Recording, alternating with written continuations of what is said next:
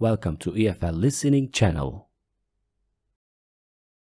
The Story of an Hour by Kate Chopin. Knowing that Mrs. Mallard was afflicted with a heart trouble, great care was taken to break to her as gently as possible the news of her husband's death. It was her sister Josephine who told her, in broken sentences, veiled hints that revealed in half-concealing. Her husband's friend Richards was there too, near her. It was he who had been in the newspaper office when intelligence of the railroad disaster was received, with Brandon Mallard's name leading the list of killed. He had only taken the time to assure himself of its truth by a second telegram, and had hastened to forestall any less careful, less tender friend in bearing the sad message. She did not hear the story as many women have heard the same, with a paralyzed inability to accept its significance. She wept at once with sudden, wild abandonment in her sister's arms.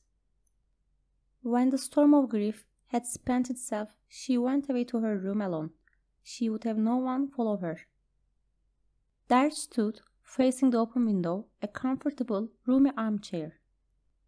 Into this she sank, pressed down by a physical exhaustion that haunted her body and seemed to reach into her soul.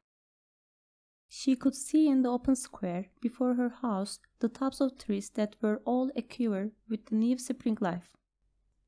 The delicious breath of rain was in the air. In the street below, a peddler was crying his wares.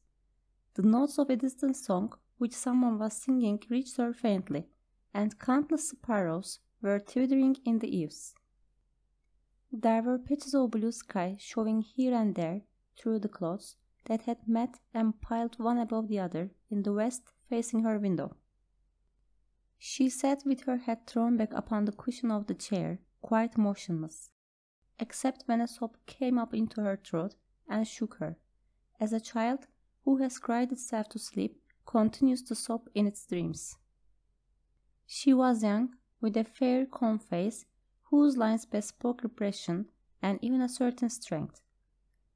But now there was a dull stare in her eyes, whose gaze was fixed away off yonder on one of those patches of blue sky.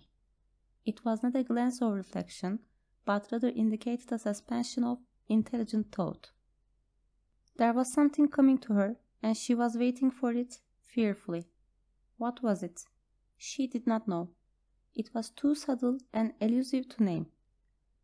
But she felt it, creeping out of the sky, reaching toward her through the sounds, the scents, the color that filled the air. Now her bosom rose and fell tumultuously. She was beginning to recognize this thing that was approaching to possess her, and she was striving to beat it back with her will, as powerless as her two white slender hands would have been. When she abandoned herself, a little whispered word escaped her slightly parted lips. She said it over and over under the breath. Free, free, free. The vacant stare and look of terror that had followed it went from her eyes. They stayed keen and bright.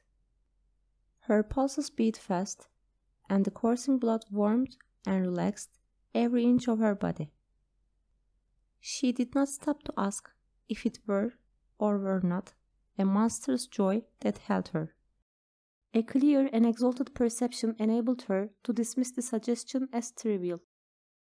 She knew that she would weep again when she saw the kind, tender hands folded in that, the face that had never looked save with love upon her, fixed and grey and dead.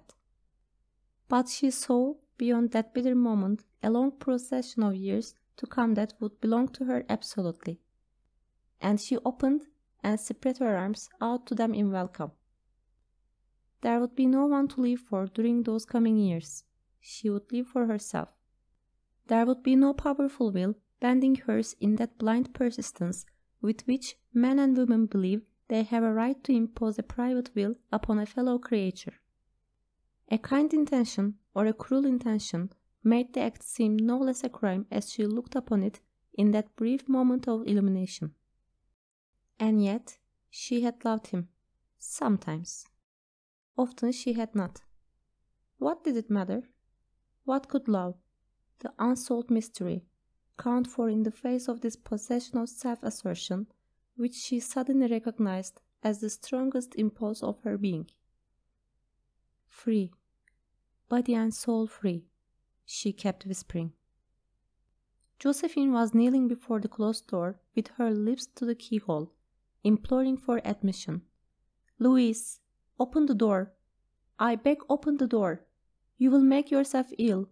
What are you doing, Louise? For heaven's sake, open the door. Go away. I am not making myself ill. No. She was drinking in a very elixir of life through that open window. Her fancy was running riot along those days ahead of her. Spring days and summer days and all sorts of days that would be her own. She breathed a quick prayer that life might be long. It was only yesterday she had thought with a shudder that life might be long. She arose at length and opened the door to her sister's importunities. There was a feverish triumph in her eyes, and she carried herself unwittingly like a goddess of victory. She clasped her sister's waist, and together they descended the stairs. Richards stood waiting for them at the bottom. Someone was opening the front door with a latchkey. It was Brantley Mallard who entered, a little travel-stained, composedly carrying his gripsack and umbrella. He had been far from the scene of the accident, and did not even know there had been one.